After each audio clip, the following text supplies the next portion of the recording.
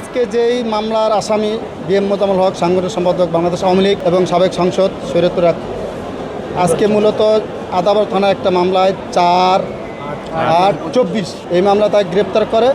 কিন্তু আজকে গ্রেপ্তার করার পরে আজকে বিজ্ঞ আদালতে পুলিশ কোর্টে প্রেরণ করে। কোর্টে প্রেরণ করার পর আজকের এই মামলার যে মূল নথি, এই নথি মূল আদালতে না থাকার কারণে আজকে জামিন শুনানি হয় নাই। এই মূল নথি সিআরমি শুনানোর জন্য মহানগর আদালতে আছে। সব মশার বিরুদ্ধে সুরক্ষা দিতে এলো বসুন্ধরা এক্সট্রিম অ্যারোসল, মশার বিরুদ্ধে এক্সট্রিম সুরক্ষা। তাই আমরা যেহেতু সে জনপ্রতিনিধি, বাংলাদেশ আওয়ামী লীগের সাংগঠনিক সম্পাদক এবং সাবেক সংসদ শরীয়তুর 1 আসনের, সেই সূত্র অনুযায়ী সে জনপ্রতিনিধি হিসাবে আমরা তাকে একটা ডিভিশনের আবেদন করেছি।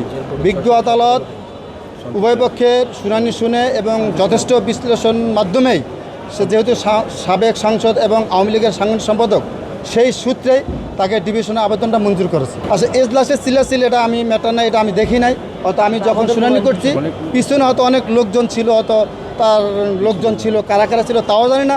হয়তো পুলিশের সাথে যখন বিএম মোজাম্মেল হক এমপিকে পুলিশ নিয়ে আসছে তখন হয়তো বা ওখানে পুলিশের মধ্যে একটু ঝামেলার সৃষ্টি হইতে পারে, ওটা আমি দেখি নাই। তার বিরুদ্ধে 302-এর একটা মামলা দিয়েছে, আর অনেক ধারা আছে।